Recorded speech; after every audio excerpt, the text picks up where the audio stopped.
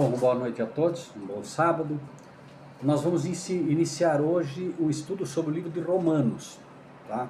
A ideia é que a gente possa iniciar desde o princípio, desde o capítulo 1, e seguindo com calma, para a gente poder realmente entender essa mensagem, né? Que certamente não é necessário falar muito sobre a importância do livro de Romanos, principalmente nós, brasileiros, que somos, entre aspas, romanos por excelência. Né? O brasileiro, assim como o argentino também, né, tem uma incidência muito grande do romanismo, né, no coração. E a gente pensa às vezes que já saiu de Babilônia, a gente pensa que já saiu de Roma, mas a gente vai ver que tem muita coisa de Roma na gente ainda, e é por isso que o apóstolo Paulo, né, apresenta o livro de Romanos como uma vacina contra o romanismo.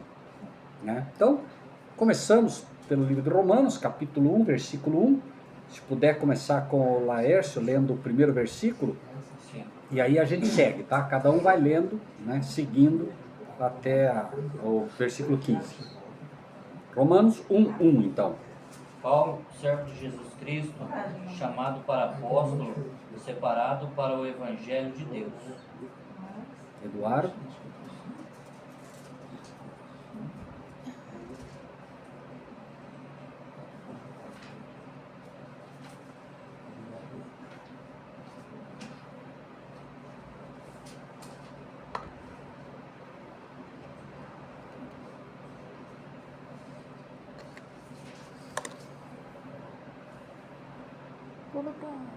Depois Passamos, pode ser, Graciela, o versículo 2 de Romanos, depois a gente volta para o Eduardo. Sem problema, espanhol. Él había prometido antes por sus profetas en la Santa Escritura. Butina. Santa Escritura. Butina. 3. Aceite do seu filho que nasceu da descendência de Davi, segundo a carne. Declarado Filho de Deus em poder, segundo o Espírito de santificação, pela ressurreição dos mortos. Jesus Cristo, nosso Senhor. Nele iríamos a receber graça e apostolado por amor de seu nome, para a obediência da fé entre os gentios. Entre esses? 7. Entre esses? Versículo 7. Acho que é o 6. Perdão, 6, perdão. Desculpa, 6. Entre esses se encontram também vocês que foram chamados para pertencer a Jesus Cristo. Estela. A todos os que estão em Roma, amados de Deus, chamados para serem santos, graça e paz a vós, de Deus, nosso Pai, e do Senhor Jesus Cristo. Sabrina. Primeiramente dou graças a meu Deus, mediante Jesus Cristo, no tocante a todos vós, porque em que todo o mundo é proclamado a vossa fé. Eduardo, 9. Porque Deus, a quem sirvo em meu espírito, no Evangelho de seu Filho, é minha testemunha de como incessantemente faço menção de vós. 10.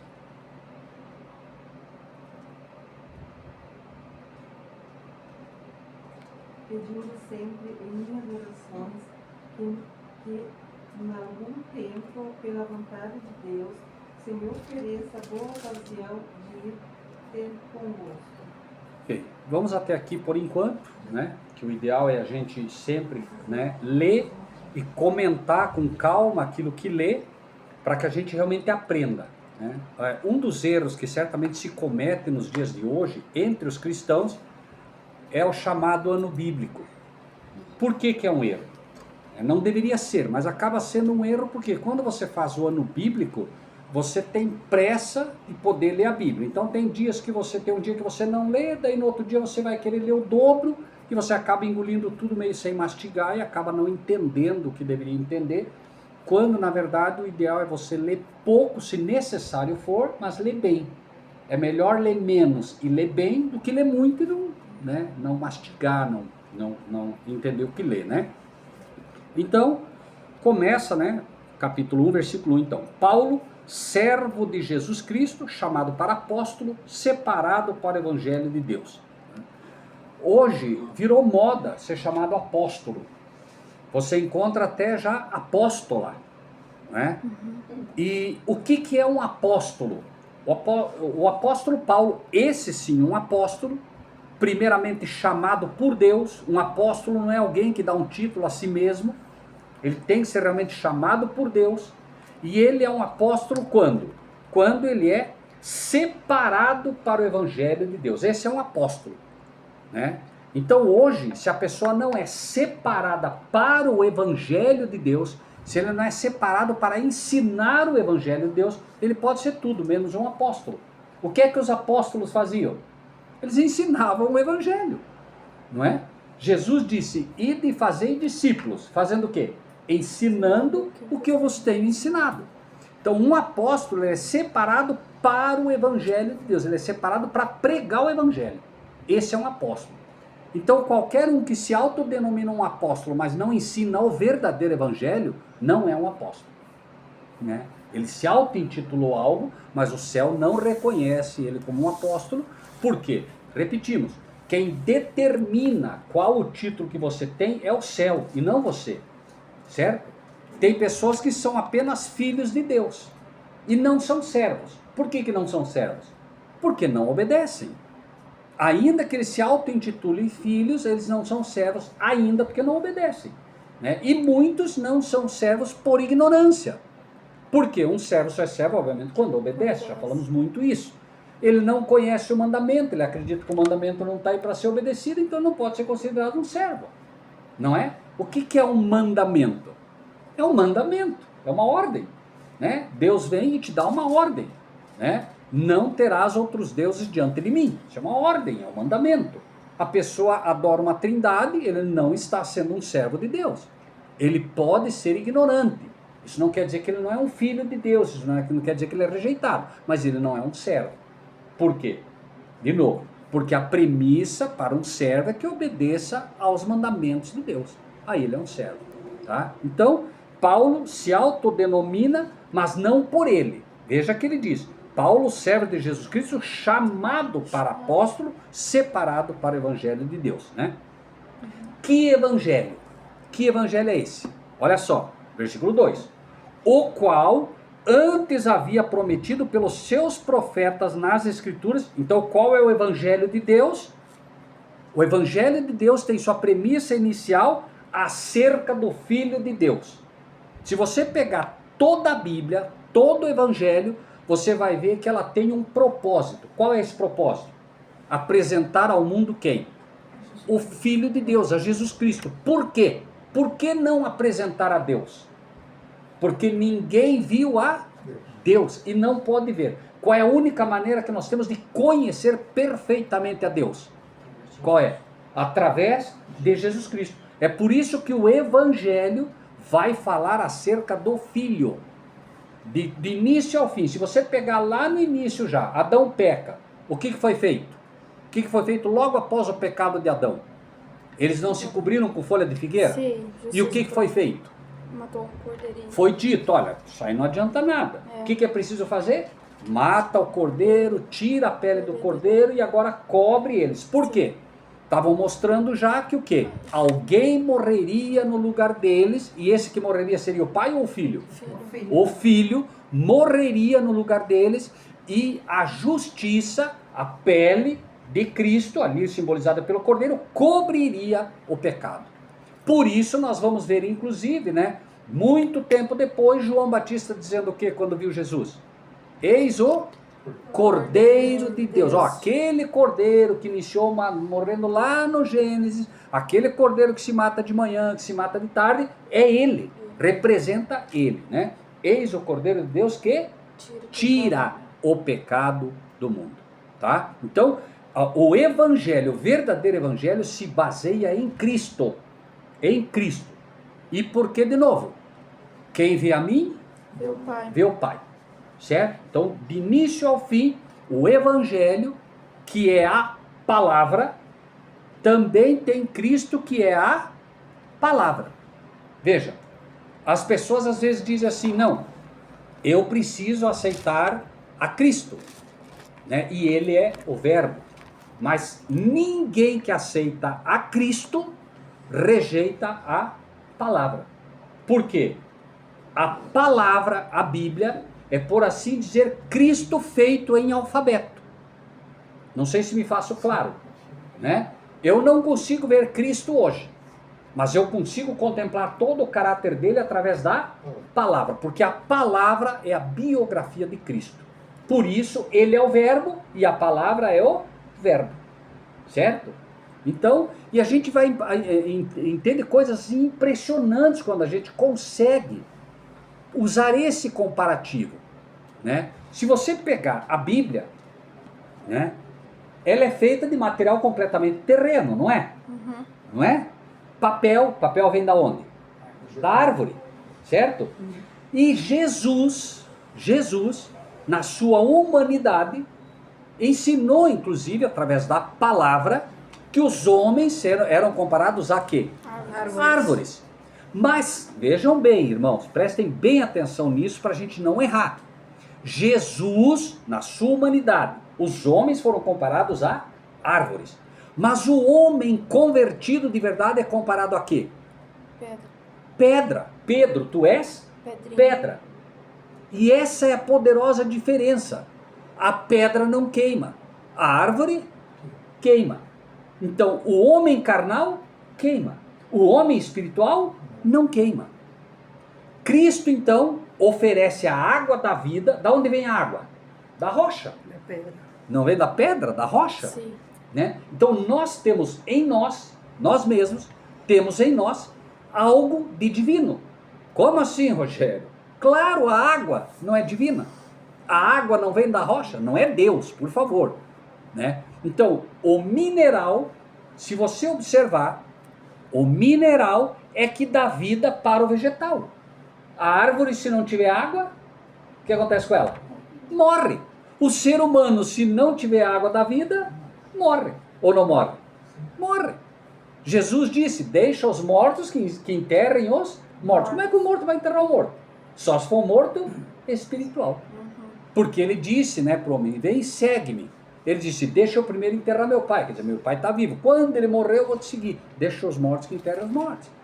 Né? Deixa para quem não é espiritual. Você vem e me siga. Correto? Então, a gente vê, por exemplo, esse comparativo da Bíblia, que ele é fantástico. Porque se você observar, Cristo primeiro como rocha. Mas aí ele vem e se transforma, por assim dizer, num vegetal. Natureza humana. A palavra de Deus iniciou aonde? Onde foi escrita pela primeira vez a palavra? Na pedra. Fantástico, não é? Mas passou o tempo, ela passou a ser escrita onde? No papel, no vegetal. Impressionante.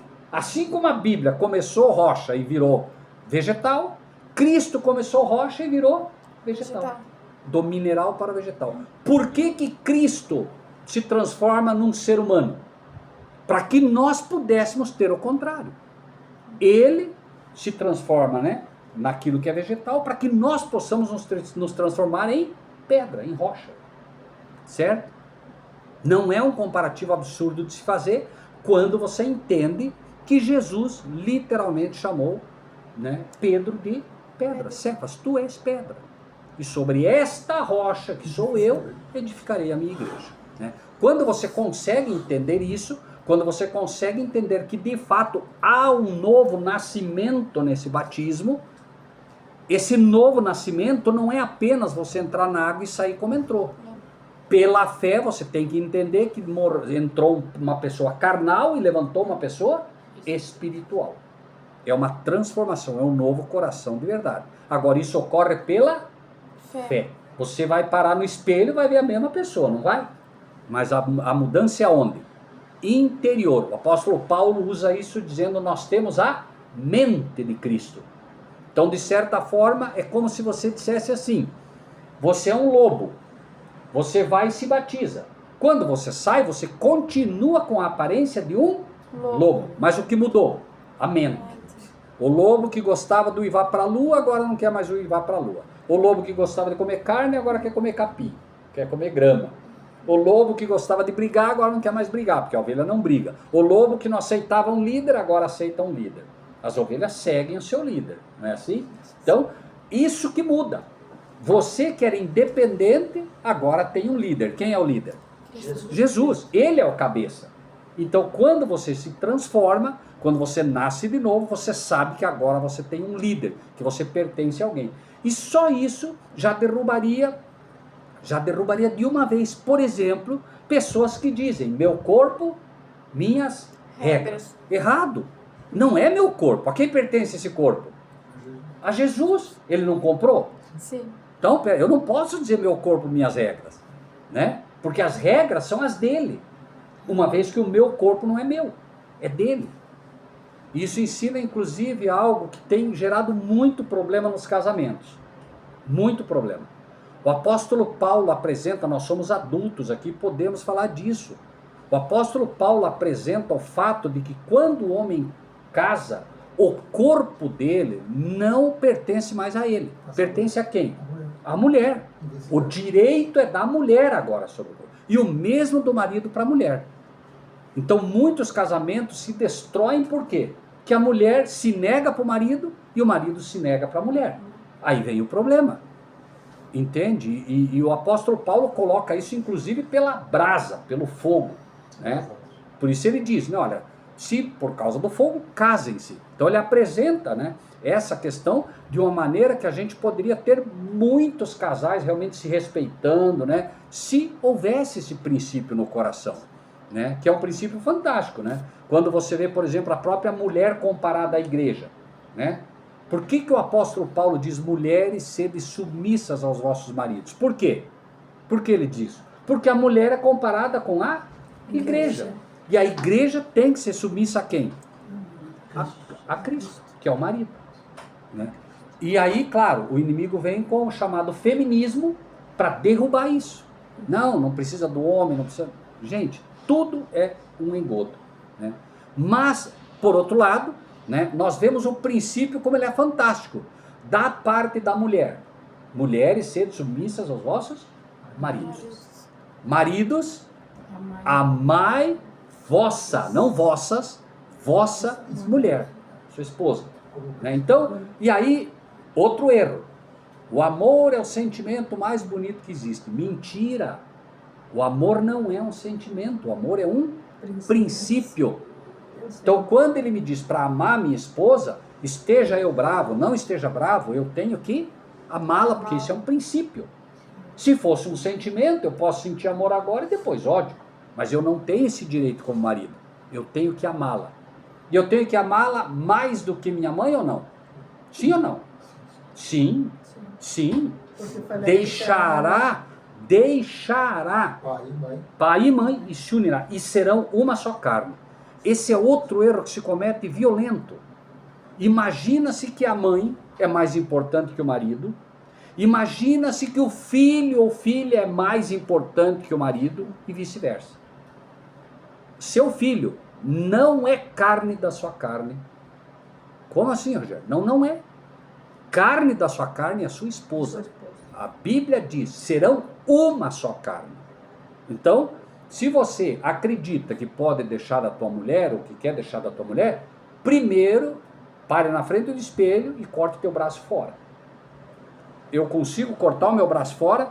Não consigo. Então fique com a mulher, porque é um pedaço de você. Isso faria muita gente pensar, não é? Você está disposto realmente a arrancar o braço teu fora? Tô. Então tá, talvez então você possa pensar duas vezes antes de estar agora. Se não, né, cuidado. Outra coisa, maltratar a esposa ou vice-versa. Pare na frente do espelho e comece com a vara, com a faca, com o que você quiser, a bater em você mesmo. Se você conseguir fazer isso, daí você pode. Veja que a Bíblia não te dá chance para tomar qualquer tipo de atitude que não seja aquela, né, que Deus faz para preservar o casamento. Em tudo. E aí, seguimos. Versículo 3. Acerca de seu filho, que nasceu da descendência de Davi, segundo a carne. Então, peraí. Jesus nasceu da descendência de Davi, segundo a carne. Por quê? Porque qual é a verdadeira descendência de Cristo? O pai, quem é o verdadeiro pai de Cristo? Deus.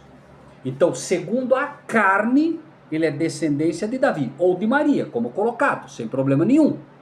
E por que quando você vê a genealogia de Jesus, você vai ver que vai falando de homem, homem, homem, homem, homem, chega em Jesus, Maria. Porque ele não teve um pai humano que o gerou. Certo? Então, quando você lê, por exemplo, aqui, você vê acerca de seu filho, mas prestem bem atenção nisso, irmãos. Quem é o filho de Deus? Cristo. Cristo é o filho de Deus. Quem é Jesus? Filho de Maria. Quando nós falamos em Cristo, nós estamos falando do filho de Deus. Veja, o pedido que ele fez para Pedro. Pedro, que dizem os homens do filho do homem? Então ele está perguntando o quê? Que dizem eles de Jesus, de mim? Aí ele diz, um diz que é Elias. E tu o que dizes? Tu és o Cristo, o Filho do Deus vivo. Então Cristo, Filho de Deus. Cristo é divino ou humano? Divino. Divino, amém. Divino e humano? Não. Divino. Jesus. Humano quanto à carne. Divino quanto à filiação e origem.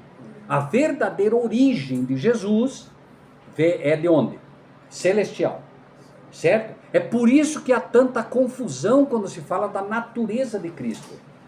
Quando nós falamos da natureza de Cristo, é preciso entender o que essa natureza representa. Por exemplo, eu digo, o Eduardo é natural de. O que eu estou querendo dizer? Eu estou querendo dizer que ele é natural de uma cidade. Não é isso? Não é isso que tem no registro? Natural de, meu caso, Ituporanga, Santa Catarina. O Eduardo da onde? Apucarana. Então, natural de é origem quanto a local. Correto? Então, ele é de origem de Apucarana.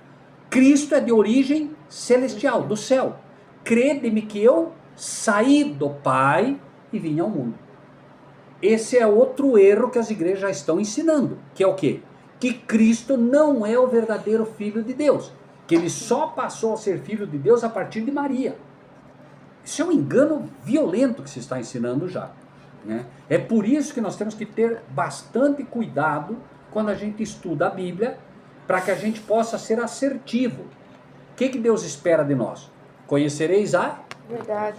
E a verdade vos libertará. Mentira é mentira, engano é engano.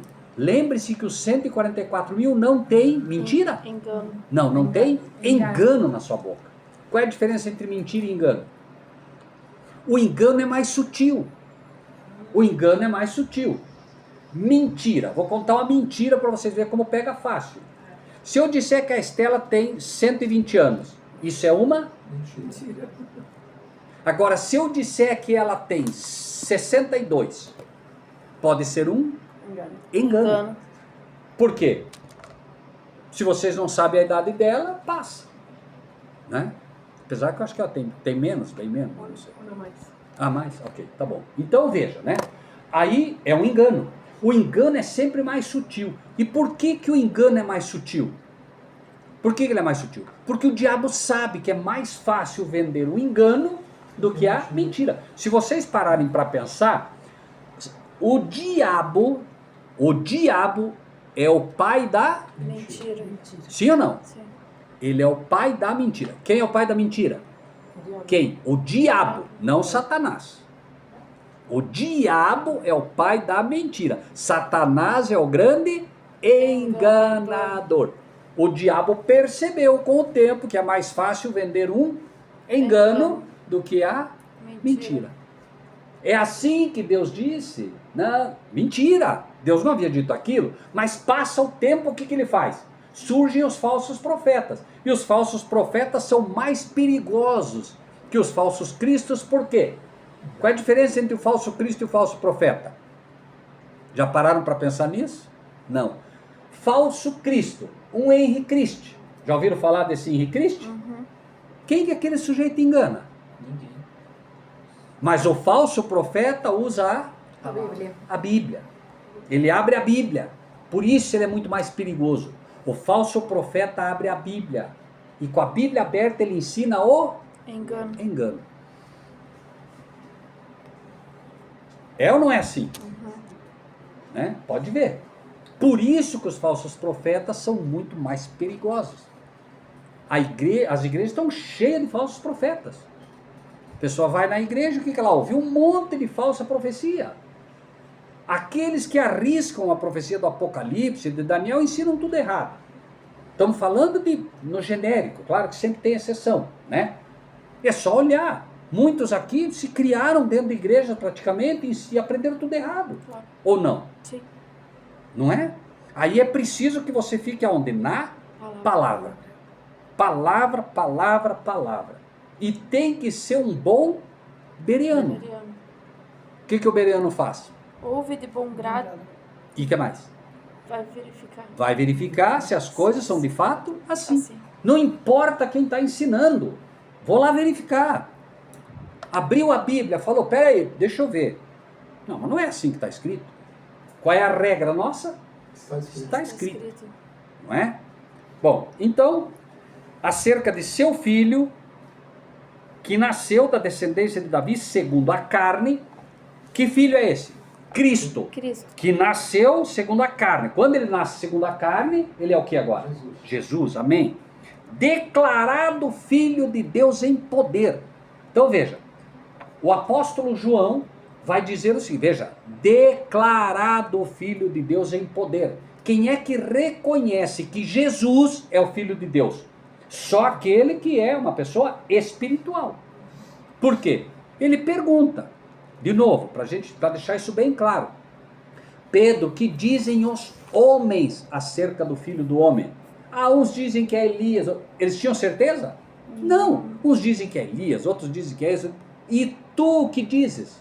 Jesus quer saber o que nós, ele está dizendo para nós, e vocês dizem o que acerca do filho do homem? Qual é a nossa confissão? Jesus é o Filho de Deus. Essa tem que ser a nossa confissão. Que Jesus é o Cristo, o Filho de Deus. Por quê? Porque o verdadeiro cristão não vai pela aparência. Nós vamos pela aparência? Nós vamos pela fé. E a fé nos diz que aquele Jesus que morreu naquela cruz é o Filho de Deus. Certo? Porque não olhamos para a aparência. Se nós olhássemos para Jesus apenas na aparência, o que nós veríamos? Um homem sem parecer e nem formosura. Então vamos decidir pelo que vemos? Não. Vamos olhar o caráter. E aí nós vamos saber quem é ele. Certo? Interior. Bíblia. Qual é a grande maravilha desse livro? Basta pegar ele e deixar ele aberto aí, que ele é um amuleto que espanta todos os demônios. É isso? É isso? Onde está o verdadeiro caráter da Bíblia? Onde? Dentro, na palavra. Certo? É por isso que ela não é um amuleto. Ela não tem parecer nem formosura. Mas quando você abre e começa a ler, não são pérolas preciosíssimas que saem dela? Sim. Aí você vê a beleza dela. A beleza está no caráter. A beleza está no que ela revela. A beleza está no que ela ensina. Essa é a sabedoria de Deus. Mas não é, repetimos, um amuleto, como muitos pensam. Correto? Declarado Filho de Deus em poder, segundo o Espírito de santificação. Qual é o grande atributo da divindade? Santificação. Não é esse o grande atributo da divindade? Sede santos, como o vosso, o quê? Pai que está no céu é santo. Não é isso? Então, o grande atributo da divindade é a santidade. E à medida que nós contemplamos o caráter de Cristo, à medida que nós procuramos guardar os mandamentos, o que acontece conosco? Nós passamos a ser pessoas, o quê? Santas. Também lhes dei os meus sábados, para que saibais que eu sou o vosso Deus que vos santifica. O sábado santifica? Não. O sábado foi dado para que Deus, através dele, nos santifique. Está entendido isso ou está confuso? Tem muita gente que guarda o sábado, mas não está sendo santificado. Por quê? Porque acha que o sábado santifica. O sábado não santifica. O sábado é um instrumento de Deus que ele usa para nos santificar. A lei de Deus, ela é o quê? Santa, justa e boa. Então, quando eu procuro guardar a lei de Deus, eu passo a me transformar numa pessoa, o quê? Santa, que mais? Justa e que mais? Boa. Por quê? Porque a lei reflete o caráter de Deus. No momento que eu começo a contemplar a lei, no momento que eu começo a guardar a lei, ela começa a fazer parte da minha vida. Deus escreveu a sua lei nas tábuas de quê? De pedra. O que Deus quer dizer para nós quando escreve a lei em tábuas de pedra? Ou será que ele disse, eu vou escrever na rocha aqui porque é mais bonito? Não. Em quem ele estava pensando? Em quem Deus pensa a todo momento, em tudo que faz em relação à palavra de Deus? Em nós. Em nós. Tudo que ele faz buscando nos resgatar.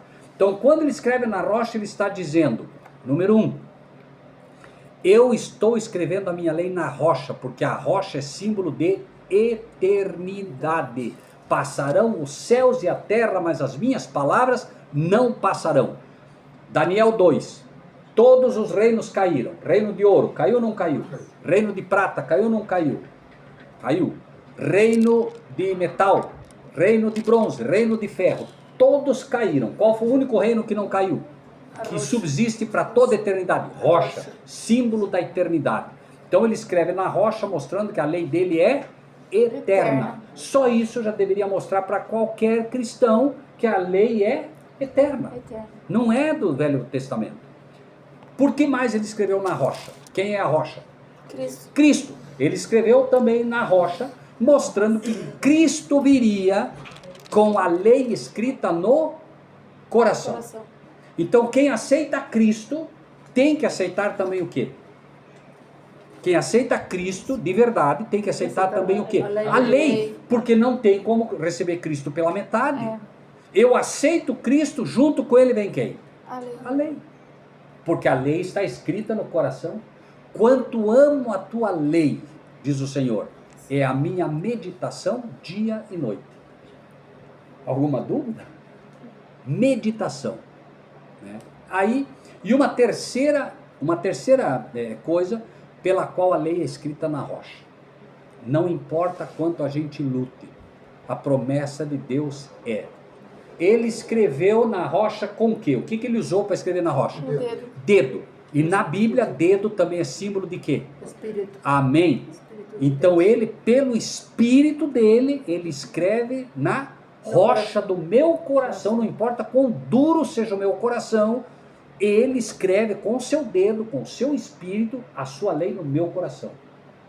E aí nós vamos ver que promessa fantástica, quando ele diz, esse é o novo concerto que farei com eles depois daqueles dias. Escreverei a minha lei nos vossos corações. Então quem que vai escrever? Quem vai escrever a lei no nosso coração? O Pai. Ele, o Pai. Pois não. Onde diz que o dedo de Deus é o Espírito de Deus? Livro de Lucas, o livro de Mateus diz, se eu expulso os demônios pelo Espírito de Deus, logo é chegado a vós o reino de Deus. Essa mesma frase no livro de Lucas, ele diz, se eu expulso pelo dedo de Deus, logo é chegado a vós.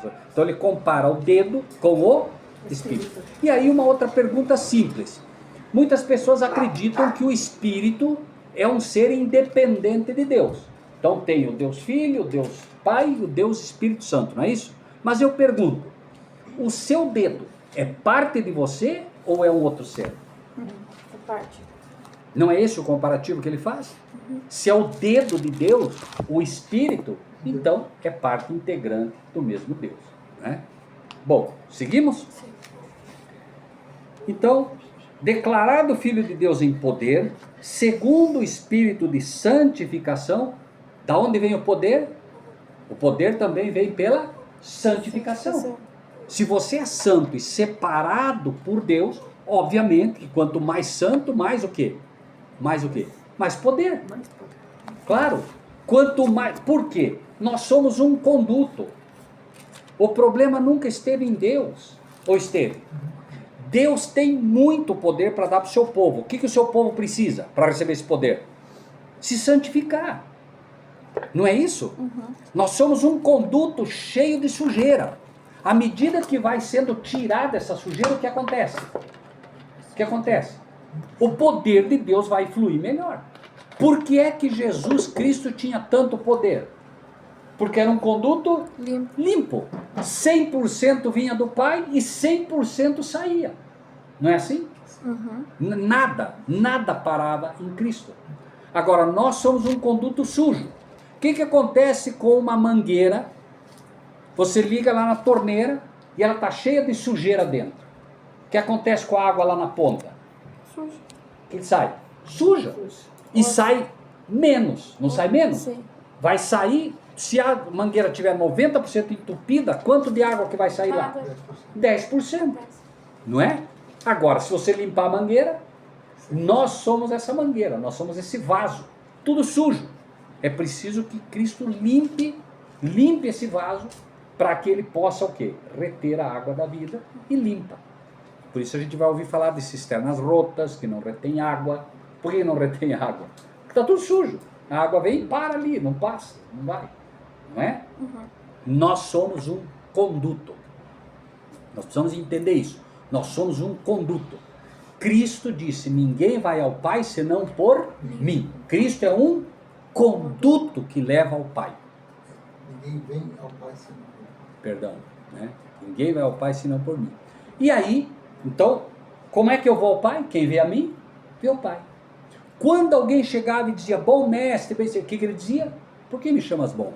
Bom é o meu Pai, que está no céu. Sempre conduzindo para o Pai. E o Pai conduzindo para quem? Para o Filho. Para o Filho. Porque o Espírito não fala de si mesmo. Deus, atuando pelo seu Espírito, leva todos os homens para quem? Para quem?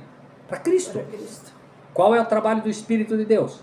Convence do pecado. Primeiro do pecado. Chega, você é pecador. E aí você diz, eu sou pecador, então me limpa. Não, isso não é meu papel. É o Cristo.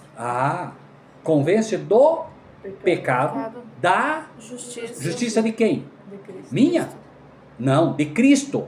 Então, primeiro, pecador. Mas eu não quero mais ser pecador. Então, vai buscar a justiça de Cristo. Aceita Cristo e ele oferece a justiça. Que foi o que aconteceu. O que aconteceu com Adão e Eva? De novo, pecaram. O que eles buscaram? Justiça própria. Justiça própria. O que foi ensinado para eles? Viu, isso aí não vale nada. Essas folhas de figueira aí, esqueça. Vocês precisam do quê? Da justiça de Cristo. Amém? Né? Coberto. Agora sim. Então vejam bem. Trabalho do Espírito de Deus. Convence do pecado, da justiça e depois E do juízo. do juízo. Olha que fantástico. Primeiro Deus vai mostrar que você é pecador. Por que ele vai mostrar que você é pecador? Porque ele quer te perdoar. Sim. Ele quer te perdoar. O que ele fez lá no Éden de novo, para ninguém errar? Por que ele disse, onde estás? O que ele estava buscando? Confessão. Ele queria a confissão. Onde estás? Ouvi tal. Comeste da árvore. Ele já não sabia? Sabia. Mas o que ele estava buscando ali? Confissão. Confissão. Por que ele queria uma confissão? Para perdoar. Claro, sem arrependimento não há perdão de pecado, remissão de pecado. Então ele busca, e as pessoas pensam que ele estava meio bravo ali no Éden, né? Onde você está? O que você fez? Não. Onde você está, filho? Estou com saudade. Por que você está se escondendo de mim? É a interpretação egoísta da gente que Claro. acha que Deus Claro. tem um sentimento ali de estar com raiva disso, daquilo outro. Mas Sim. ele sabia, né? Sim. Deus não expressa amor. Exato. Deus Ele é ama. amor. Exato. Então o ódio não é um sentimento que Deus tenha. Porque ele é amor. O ódio é um sentimento gerado pelo inimigo. Sim. Para diminuir. E Deus não usa as armas do inimigo. É. Não usa. É isso que a gente não entende também. Né? Em algum momento, quando a gente lê ira, quando a gente lê a ira de Deus, a gente lê o quê? Esse cara está irado. Tá bravo. Está bravo. Não, a ira de Deus é o afastamento dele. Por que que Deus se afastou do homem após o pecado? Por quê? Simples. Fogo consumidor de pecado. Eu estou com pecado, ele tem que se afastar de mim, porque senão vai acontecer o que comigo? Eu vou ser consumido. Mas imediatamente, vejam bem, o que acontece? Ele busca um conduto. Então saem bilhões de quilowatts de calor e luz do Pai. Sim. Torraria nós em um segundo. O que ele faz? Ele usa Cristo agora. Cristo agora recebe todos aqueles quilowatts de luz e calor, recebe todo aquele impacto e agora, bom, a Sabrina só é um liquidificador que só suporta 10 watts. É o que ele vai te passar. Mas à medida que você vai se limpando, o que vai acontecendo? Ele vai te dando mais. Você vai ficando mais forte. E ele vai te comunicando mais. O problema sempre esteve aonde? Em nós. Nós é que somos o problema. Não é? 5. Pelo qual recebemos a graça. O que é graça? Favor imerecido. Como? Favor imerecido. Muito bem. A graça é um favor imerecido. Isso quer dizer o seguinte: a graça é um favor? Não. É um favor que eu não mereço. Olha a diferença. Eu posso fazer um favor para a Estela. Ah, porque a Estela é boa. Eu vou fazer um favor para ela. Ah, eu vou fazer um favor para a irmã Graciela, porque a irmã Graciela é boa. Não. É um favor que eles não merecem. Aí se torna bem difícil. E a graça é isso. Por isso ele vai dizer, né, que nós fomos reconciliados com Deus, sendo ainda pecadores. Ele não esperou a gente. E muita gente diz assim, não, vai lá, se limpa, depois você vai para Deus. Não vai se limpar nunca. Nunca vai conseguir chegar, né? Então, a graça pelo qual recebemos um favor imerecido e o apostolado para a obediência da fé entre todas as gentes pelo seu nome, entre os quais sois também vós chamados para serdes de Jesus Cristo. Por que nós também somos chamados para esse apostolado? Porque o chamado é para todos. Muitos são chamados, poucos os escolhidos. Quem são os que são escolhidos? Os que não aceitam. Nós somos chamados para pregar o evangelho de Cristo. Esse é o chamado de todo discípulo. Ide e fazei membros.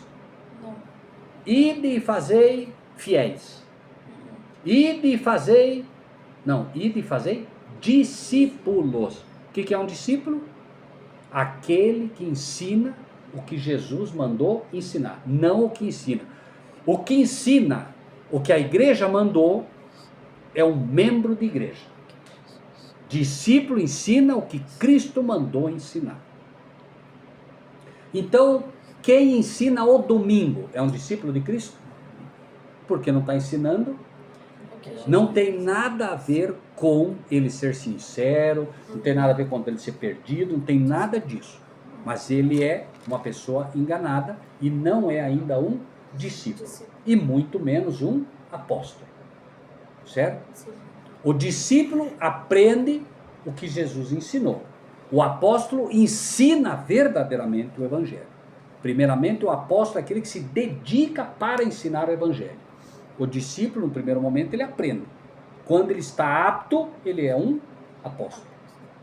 Certo? Seguimos? Versículo 7. A todos que estáis em Roma, amados de Deus, chamados para a santificação. Algumas versões dizem chamados santos, né? Graça e paz de Deus, nosso Pai, e do Senhor Jesus Cristo. Então, quando você lê a todos que estáis em Roma, o que vem à tua mente? O que vem à nossa mente? A todos que estáis em Roma. Oi? Todos que estáis em Roma. Veja, nós não estamos em Roma. Estamos em Roma? Não. Então, podemos fechar aqui a Bíblia e parar com o estudo de Romanos, porque nós não estamos em Roma. E ele está dizendo a todos que estáis em Roma. Doutrina romana. Amém. E não só doutrina, mas a própria o que? Metodologia romana. A metodologia romana, a metodologia católica, tem doutrinas católicas. Qual é a principal doutrina católica? Qual? Roma. Qual é a principal doutrina católica? Trindade. Não é? É Trindade. Então, se eu creio na Trindade, eu estou aonde? Onde eu estou? Em Roma. Quando o chamado é dito para sair de Babilônia, o que é Babilônia? Roma, é a Igreja Católica Apostólica Romana. A terceira mensagem angélica, a segunda mensagem angélica, a quarta mensagem angélica, não fala para sair de Roma? Sim. Não é isso? Sair de Babilônia? Sai de Babilônia. Eu não estou em Babilônia, mas eu posso estar em Roma espiritual. Eu saí da Igreja Católica, mas será que a Igreja Católica saiu de mim? Ser católico é frequentar a missa ou ser católico é crer nas doutrinas católicas? Crer nas doutrinas. Muito bem. Eu posso nunca ir na missa, mas se eu creio nas doutrinas católicas, eu sou um católico. Uma santa, um santo, uma imagem, né? É isso aí.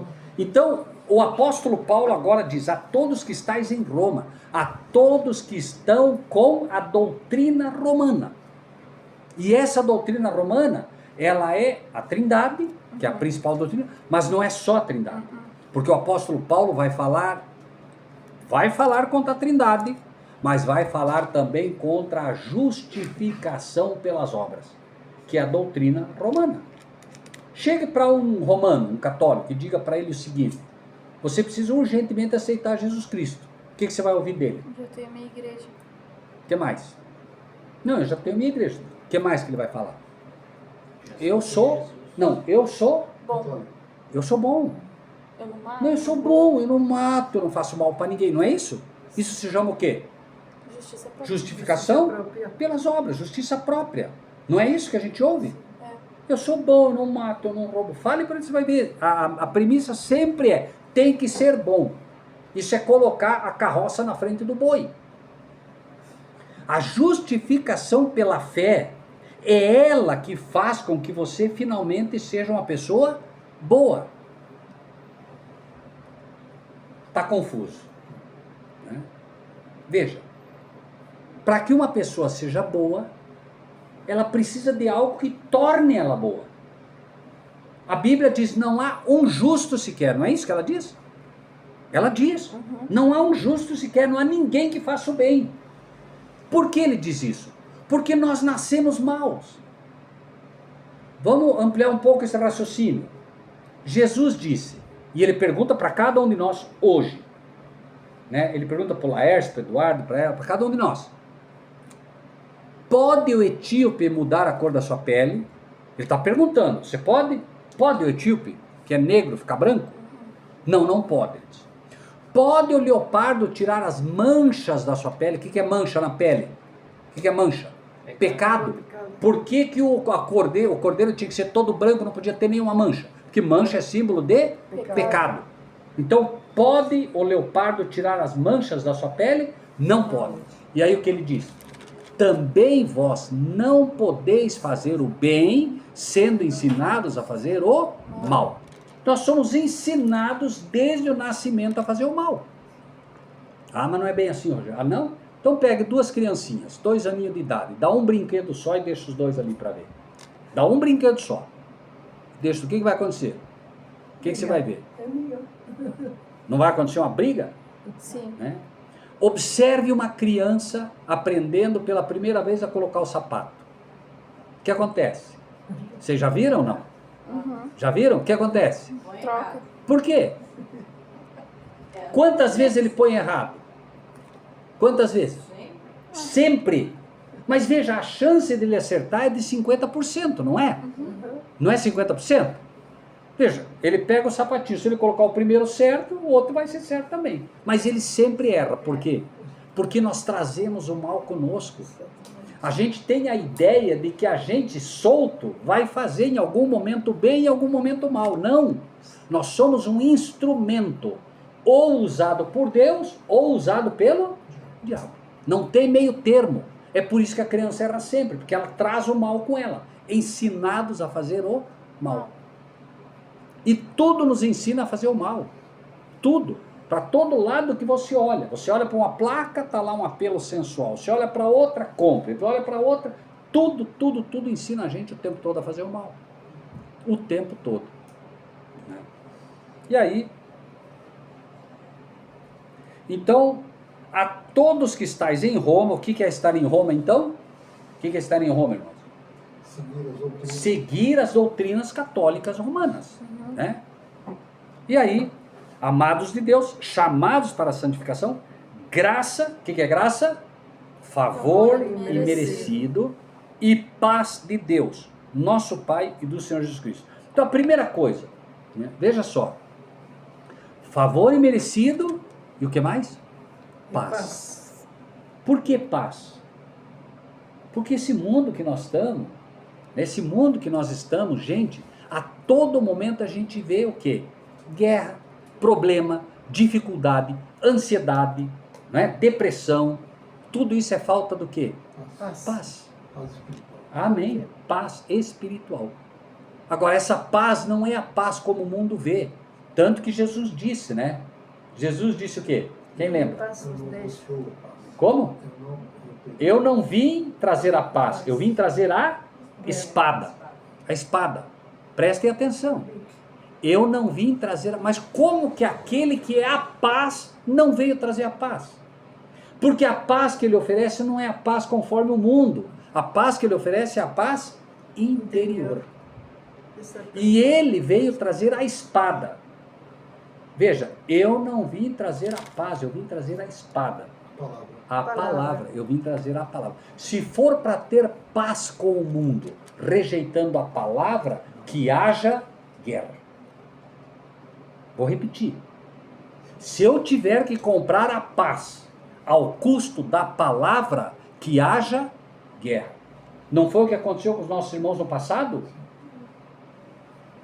O Lutero dizia, quanto mais eu fujo da guerra, mais ela se aproxima de mim. Por quê? Porque não tem jeito. O que vai acontecer? Andarão dois juntos se não estiverem de acordo? Não vai andar junto, não tem jeito. A pessoa nega a espada, nega a palavra. Não tem como andar junto. É uma questão de tempo e vai acontecer o quê? A guerra. Certo? Se você observar, Cristo, ele não fazia inimigos. Cristo não fazia inimigo. Cristo não fez nenhum inimigo. Nenhum. Mas ele tinha ou não tinha um monte de inimigos? Era ele que fazia inimigos ou eles que faziam de Cristo um inimigo? Eles. Cristo nunca fez um inimigo. Inclusive, quando foram para apedrejar aquela mulher, que queriam apedrejar, ele disse, quem não tiver pecado, atire a primeira pedra. Mas ele podia ter contado os pecados de todos os fariseus que estavam aí, ele não fez. Por quê? Por quê? Para não criar inimigos.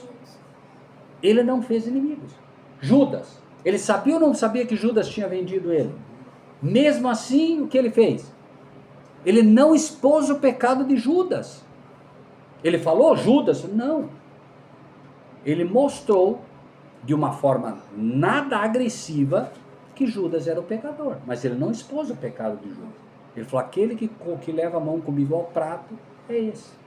E bem na hora que ele levou a mão, Judas levou junto. Que coisa, hein?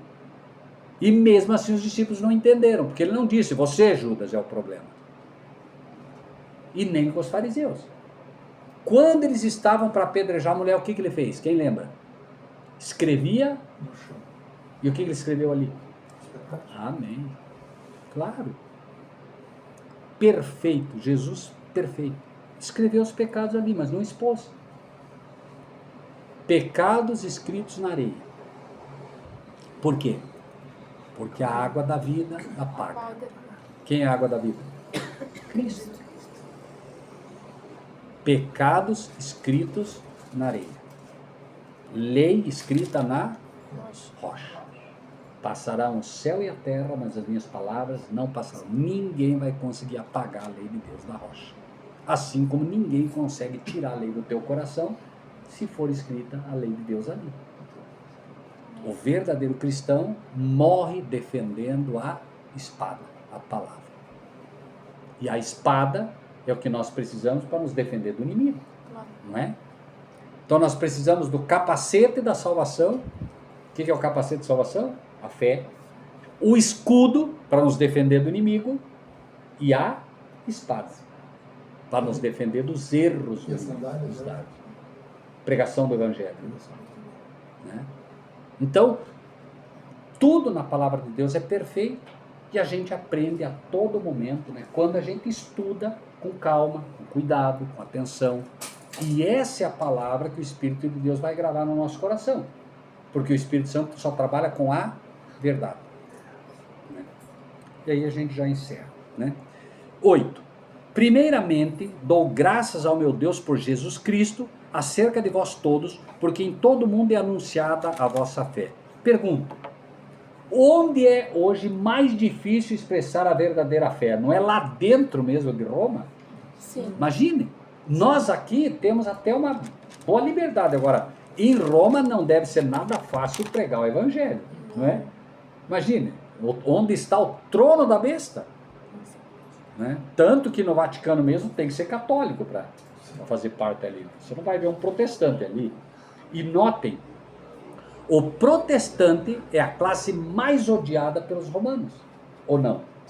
Você pode ser evangélico, você pode ser pentecostal, agora se você for protestante, aí você é aquela, né, você é aquele verme do Lutero. Né? O católico odeia Lutero. Qualquer católico que conheça um pouco da doutrina romana odeia Lutero, porque Lutero é a raiz moderna protestante. Foi ele quem iniciou o verdadeiro protestantismo moderno, porque todos os discípulos eram protestantes, protestavam contra os erros papais, não é? Então, porque Deus, a quem sirve meu espírito, no evangelho de seu Filho, me é testemunha de como incessantemente faço menção de vós, pedindo sempre em minhas orações que, em algum tempo, pela vontade de Deus, se me ofereça boa ocasião de ir ter convosco. Isso não mudou. O apóstolo Paulo, na época, tinha um interesse enorme de ir poder pregar aos romanos, e ainda hoje, pela palavra dele, há um interesse enorme de poder ensinar aos romanos. Né? Essa ocasião de ir ter convosco também é apresentada pela palavra. Veja, hoje, como é que Paulo se apresenta para um romano? Através da palavra. Quando nós ensinamos Paulo para um romano, para um católico, nós estamos cumprindo o desejo que Paulo tinha naquela época também. E esse deve ser o nosso desejo. Anunciar o evangelho também para os que estão em Roma. E é difícil. Não é fácil. Com esse encerramos, tá? Porque desejo ver-vos para vos comunicar algum dom espiritual, a fim de que sejais confortados, isto é. Quer ficar aqui, irmã Graciela? Tem mais vento? Não, tá muita fumaça. Não está ruim? Vamos abrir um pouquinho, será que não melhora? Porque antes era fumaça, né? Ainda vem, né? Tem.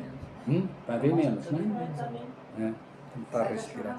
Tenta respirar fundo, Graciela. Bem fundo, por mais que... Né? Porque desejo ver-vos para vos comunicar algum dom espiritual, a fim de que sejais confortáveis. A carta aos Romanos é, sem dúvida nenhuma, uma dessas cartas que comunica esse dom, né, de conforto. Porque se você observar, toda a carta aos Romanos, ela vai falar da graça, mais do que as obras. E quando a gente luta, né, para obra, é sempre uma luta. Mas no momento que você entende que a salvação é um favor imerecido, que a justificação é um favor imerecido, você descansa, você tem paz. E as obras naturalmente vão aparecer. Não é? Se você estiver ansioso para fazer obra, você vai ter luta. Agora, se você descansar em Cristo, sabendo, né, que você não é salvo pelas obras, você descansa nele, as obras naturalmente passam a surgir. As obras, então, são o resultado da graça e não o contrário. O romanismo ensina, entre outras, que a graça é o resultado das obras. É o contrário. As obras são o resultado da graça. Você recebe um favor imerecido. Quando você recebe um favor que você não merece, o que gera no teu coração? Gratidão. E a gratidão gera o quê? A obra. Não é assim? Eu não mereço nada. Eu falei um monte de mal contra a irmã, contra a Célia. Eu falei mal de todos vocês. Amanhã vocês vêm e dizem, Rogério, eu te perdoo. O que gera no meu coração? Gratidão. E automaticamente eu quero agora o quê? Recompensá-los. Não é assim? Sim. Normal. Né? Então, a gente inverte às vezes os papéis e por isso que tem problema, tem dificuldade. Quando eu entendo o amor que Deus tem por mim, quando eu entendo o amor que Cristo tem por mim, isso gera no meu coração o quê? Amor por Ele. Nós o amamos porque Ele nos amou primeiro. Nós amamos Ele primeiro? Não. Nós o amamos porque Ele nos amou primeiro. É o resultado da graça. É o resultado do favor imerecido.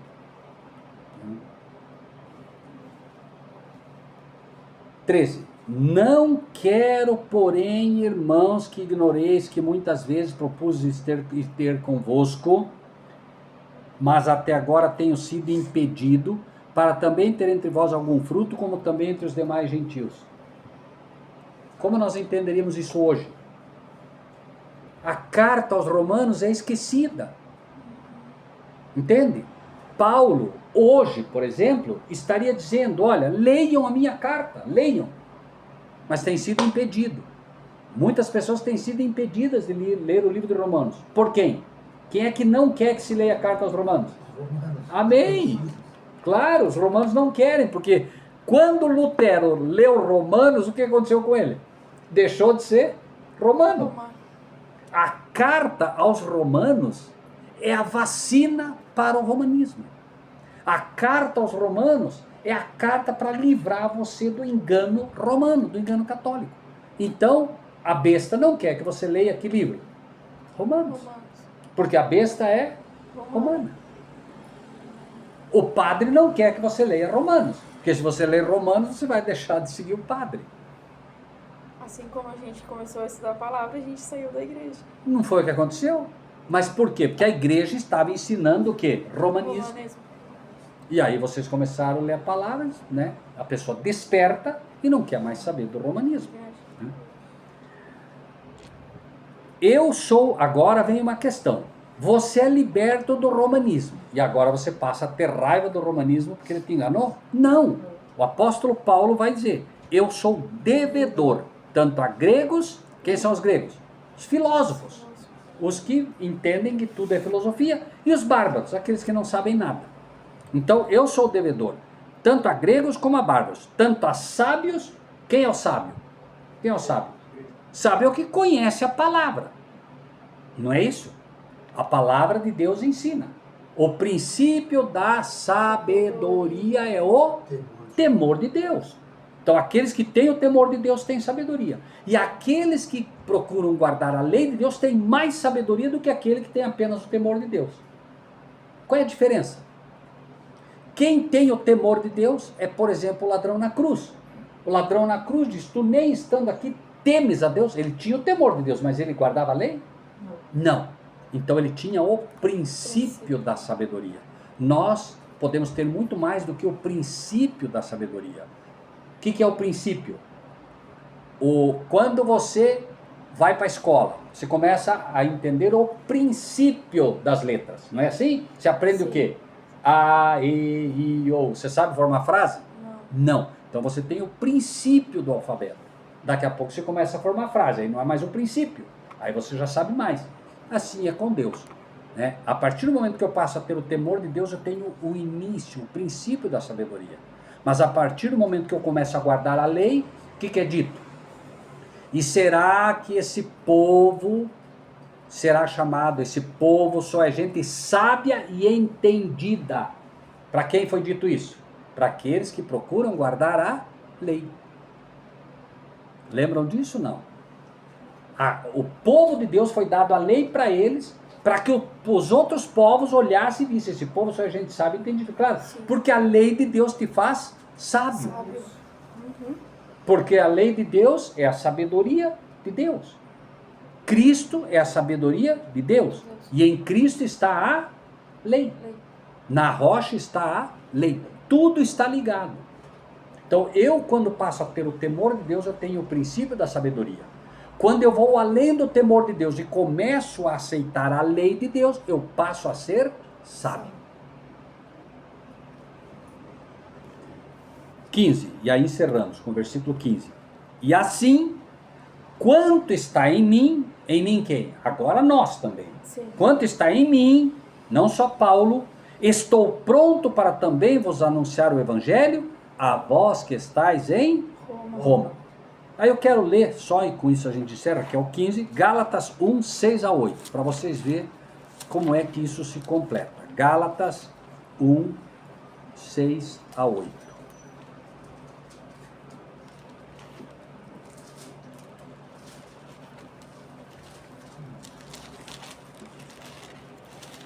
Aqui.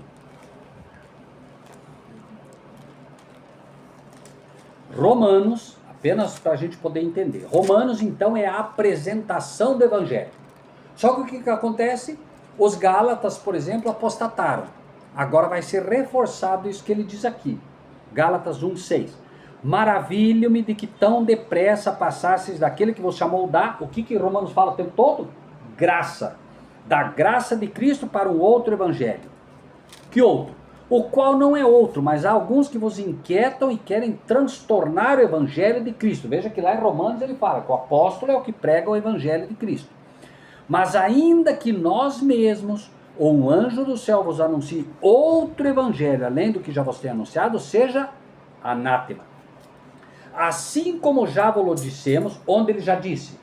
Em Romanos. Assim como já vos dissemos, agora de novo também eu digo. Se alguém vos anunciar outro evangelho, além do que já recebesses, lá em Romanos, seja anátema. Ok?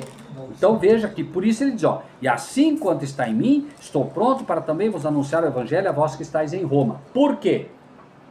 Aqui, aqueles que estavam em Roma, receberam o evangelho, saíram de Roma, saíram da mensagem romana, mas passa o tempo eles apostataram. Esse é um risco que nós também corremos.